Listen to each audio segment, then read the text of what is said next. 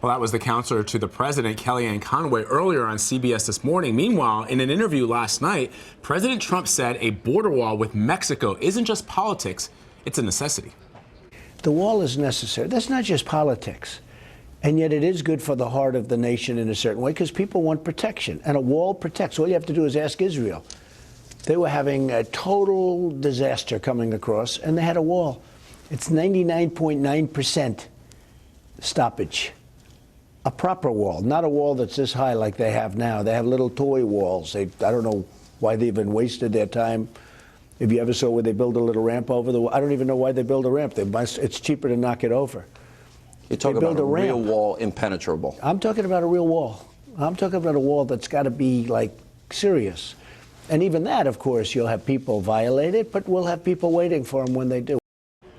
Frank Cilluffo is a CBS News security consultant and a former White House Homeland Security advisor. He joins us now from Washington. Frank, let's begin with those comments surrounding the wall. When we know that, for example, El Chapo, the notorious drug lord, is able to use tunnels to get his drugs into this country, do you believe that a physical barrier will be as effective as President Trump predicts? Well, it clearly will play a role in stemming some of the concern, but the reality is at what cost?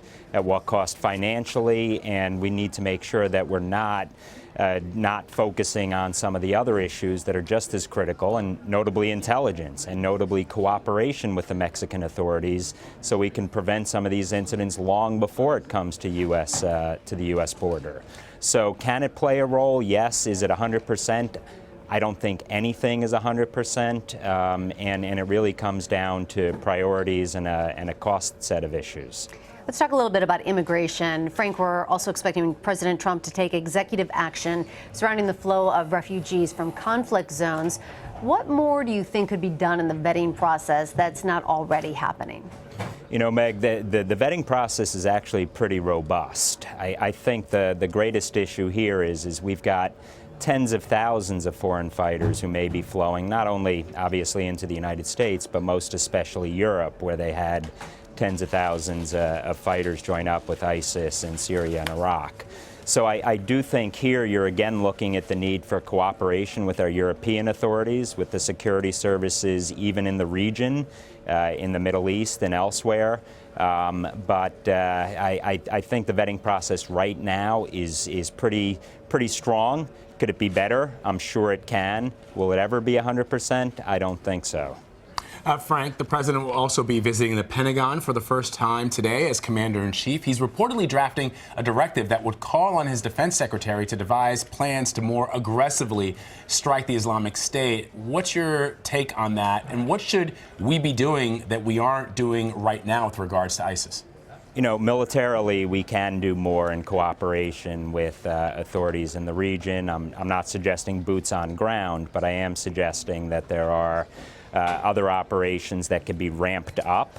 But again, it's not going to be solely the United States. It's going to have to be in cooperation with our allies. I might also note that the missing dimension of our campaign against counterterrorism today seems to be it's the ideological component. So I think that there's more that can be done there in terms of cyberspace and how the two come together with the physical battlefield. But I do think if you see a blitzkrieg, if you see an uptick in activity, and you are starting to see some military successes by the United States and our allies, you can speed up the process. Frank, I want to get your take on this. According to the Guardian newspaper, the United States dropped more than 26,000 bombs in 2016. That, I think, for a lot of Americans will seem like a very significant number.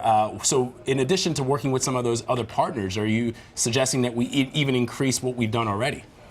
Well, I think that there is more that can be done, not only in terms of aerial and bombing, but to support some of our allies on the ground who can actually take territory, support the Iraqis. And at the end of the day, what we don't want to do is have so much success in the battlefield that you're seeing the threat metastasize in other ways in the United States, Europe, and elsewhere. So, yeah, there has been a significant amount of activity this past year. I do think that there are ways we can better support those on the ground. All right, Frank Cilluffo, we always appreciate the insight. Thanks, Meg. Thanks, Bud.